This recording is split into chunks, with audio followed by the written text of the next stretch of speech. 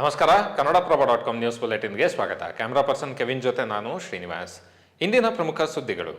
ಸಾರಿಗೆ ನೌಕರರ ಮುಷ್ಕರದ ಎಚ್ಚರಿಕೆಗೆ ಸರ್ಕಾರ ಎಚ್ಚೆತ್ತುಕೊಂಡಿದ್ದು, ನೌಕರರ ಬೇಡಿಕೆಗಳಲ್ಲಿ ಪ್ರಮುಖವಾದ ವೇತನ ಬಾಕಿ ಪಾವತಿಗೆ ಮುಂದಾಗಿದೆ. ಸಾರಿಗೆ ನೌಕರರಿಗೆ 38 ತಿಂಗಳ ಅರಿಯರ್ಸ್ ನೀಡಬೇಕಿದ್ದು, ಈ ಪೈಕಿ ಮೊದಲ ಹಂತದಲ್ಲಿ 26 ತಿಂಗಳ ಅರಿಯರ್ಸ್ ಪಾವತಿಸಲು ಸರ್ಕಾರ ಆದೇಶ ಪ್ರಕಟಿಸಿದೆ.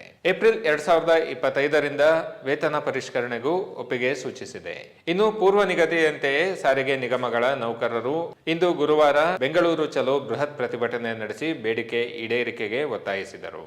ಪ್ರತಿಭಟನಾ ಸ್ಥಳಕ್ಕೆ ತೆರಳಿದ ಕೆಎಸ್ಆರ್ಟಿಸಿ ಎಂಡಿ ಅಕ್ರಂ ಪಾಷಾ, ಸರ್ಕಾರ ನಿವೃತ್ತ ನೌಕರರ ಬೇಡಿಕೆಗಳನ್ನು ಈಡೇರಿಸಿದೆ, ಆರ್ಥಿಕ ಪರಿಸ್ಥಿತಿ ನೋಡಿಕೊಂಡು ತೀರ್ಮಾನ ಮಾಡಲಾಗುತ್ತಿದೆ, ಮಾತುಕತೆಗೆ ಸರ್ಕಾರ ಮುಕ್ತವಾಗಿದೆ, ಬಜೆಟ್ನಲ್ಲಿ ಹಣ ನಿಗದಿಪಡಿಸಿ ಅನುದಾನ ಬಿಡುಗಡೆ ಮಾಡಲಾಗುವುದು ಎಂದು ಭರವಸೆ ನೀಡಿದರು. ನಂತರ ಸಂಜೆ ನಡೆದ ಜಂಟಿ ಕ್ರಿಯಾ ಸಮಿತಿ ಸಭೆಯಲ್ಲಿ ಮುಷ್ಕರವನ್ನು ಸ್ಥಗಿತಗೊಳಿಸಲು ನಿರ್ಧಾರ ಕೈಗೊಳ್ಳಲಾಗಿದೆ.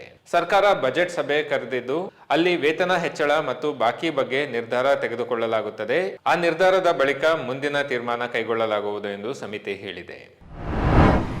ಬಿಜೆಪಿ ನಾಯಕರು ಕಸ ವಿಲೇವಾರಿಗೆ ಬಿಡುವುದು ಬೇಡ, ಅವರೇ ಕಸವನ್ನು ಇಟ್ಟುಕೊಳ್ಳಲಿ, ಯಾರು ಬಿಡುವುದಿಲ್ಲವೋ ಅವರ ಕ್ಷೇತ್ರದಲ್ಲಿ ಕಸವನ್ನೇ ತೆಗೆಸುವುದೂ ಇಲ್ಲ, ಆಗ ಜನರೇ ಅವರಿಗೆ ಉಗಿಯುತ್ತಾರೆ, ಮೈಕ್ ಹಾಕಿ ಪ್ರಚಾರ ಮಾಡುತ್ತೇವೆ, ಕಾಲನ್ನು ಕಟ್ಟಿಕೊಳ್ಳಲು ಆಗುತ್ತದೆಯೇ ಎಂದು ಡಿಸಿಎಂ ಡಿಕೆ ಶಿವಕುಮಾರ್ ಆಕ್ರೋಶ ವ್ಯಕ್ತಪಡಿಸಿದ್ದಾರೆ. ಕಸವನ್ನು ಎಲ್ಲಾದರೂ ಒಂದು ಕಡೆ ಹಾಕಬೇಕಲ್ಲವೇ? ಕಸ ಯಾರದ್ದು?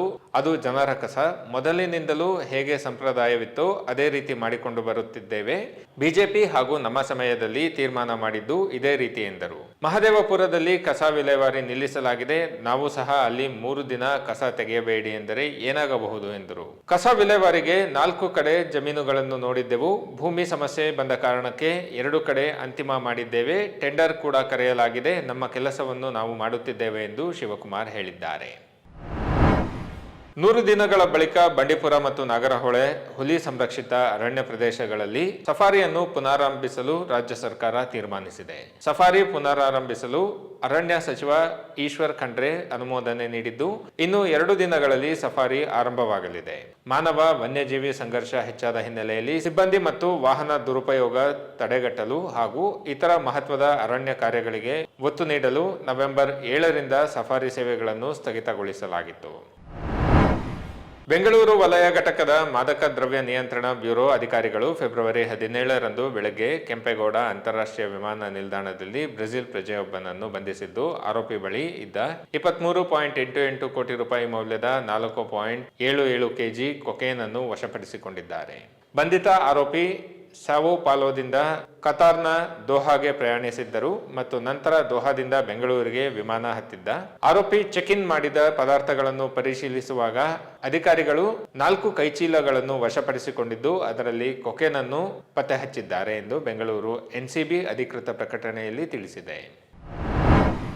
ರೈತ ಪುರುಷರನ್ನು ಮದುವೆಯಾಗುವ ಮಹಿಳೆಯರಿಗೆ ಆರ್ಥಿಕವಾಗಿ ಪ್ರೋತ್ಸಾಹ ನೀಡುವ ಯೋಜನೆಯನ್ನು ಘೋಷಿಸುವಂತೆ ಕುಣಿಗಲ್ ಕಾಂಗ್ರೆಸ್ ಶಾಸಕ ಡಾಕ್ಟರ್ ಎಚ್.ಡಿ. ರಂಗನಾಥ್ ಮುಖ್ಯಮಂತ್ರಿ ಸಿದ್ದರಾಮಯ್ಯ ಅವರಿಗೆ ಮನವಿ ಮಾಡಿದ್ದಾರೆ. ಗ್ರಾಮೀಣ ಪ್ರದೇಶಗಳಲ್ಲಿ ಮಹಿಳೆಯರು ರೈತರನ್ನು ಮದುವೆಯಾಗಲು ಬಯಸುವುದಿಲ್ಲ. ರೈತ ಮಕ್ಕಳಿಗೆ ವಧುಗಳ ಕೊರತೆ ಎದುರಾಗಿದೆ ಎಂದು ರಂಗನಾಥ್ ತಿಳಿಸಿದ್ದಾರೆ. ಮಹಿಳೆಯರು ರೈತರನ್ನು ಮದುವೆಯಾಗಿ ಹಳ್ಳಿಗಳಿಗೆ ಏಕೆ ಹೋಗಬೇಕು ಎಂದು ಕೇಳುತ್ತಿದ್ದಾರೆ. ಇದು ವಾಸ್ತವ. ಮಾರ್ಚ್ 6ರಂದು 2026-27ರ ಬಜೆಟ್ ಮಂಡಿಸಲಿರುವ ಸಿದ್ದರಾಮಯ್ಯ ಅವರನ್ನು ಪ್ರೋತ್ಸಾಹ ಯೋಜನೆ ರೂಪಿಸುವಂತೆ ಕೇಳಿಕೊಂಡಿದ್ದೇನೆ ಎಂದು ರಂಗನಾಥ್ ತಿಳಿಸಿದ್ದಾರೆ. ಇವು ಇಂದಿನ ಪ್ರಮುಖ ಸುದ್ದಿಗಳು. ವಿವರವಾದ ಸುದ್ದಿಗಳಿಗಾಗಿ ಕನ್ನಡಪ್ರಭ.com ನೋಡಿ. ನಮಸ್ಕಾರ.